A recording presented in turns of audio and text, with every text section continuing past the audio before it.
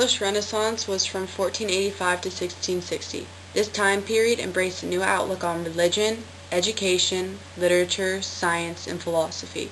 The Renaissance was known as the rebirth of humanity and was an age of discoveries, skepticism, and change.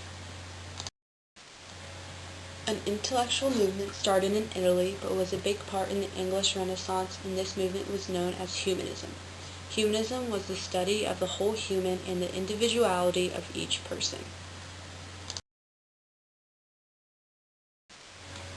This picture is Leonardo da Vinci's analysis of human proportion.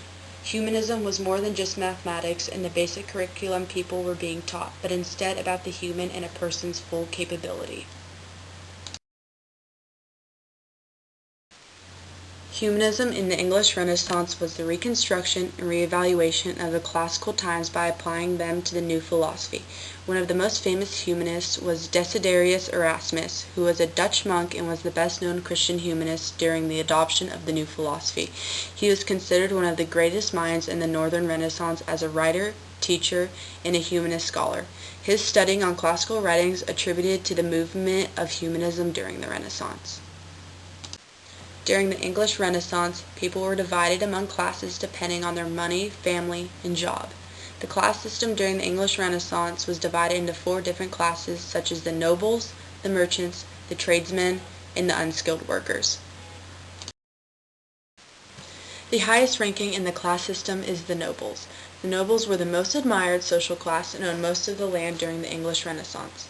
This class consisted of military officers, politicians, and royal mentors. The class below the nobles was known as the merchants.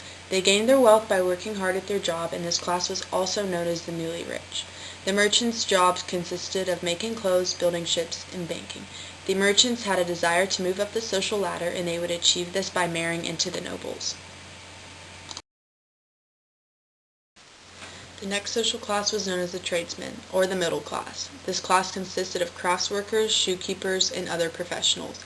The amount of money they made depended on how well they did their job. And finally, the lowest social class in the Renaissance was known as the unskilled workers. These workers tended to work in the city no matter what the work was, as long as it was work, and they tended to be highly dependent on their employers. The lower-ranked workers in this class were peasants who worked in agricultural fields to produce food for the rest of the population.